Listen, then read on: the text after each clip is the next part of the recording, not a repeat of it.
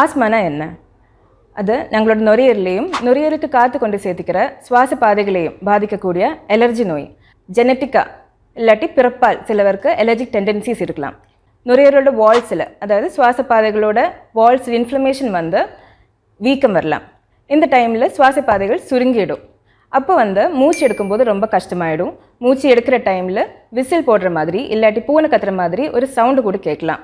அதுக்கு நம்ம வீசிங்னு சொல்லுவார். இதெல்லாமே இருமல், நெஞ்சிருக்கம் இந்த மாதிரியும் வரலாம்.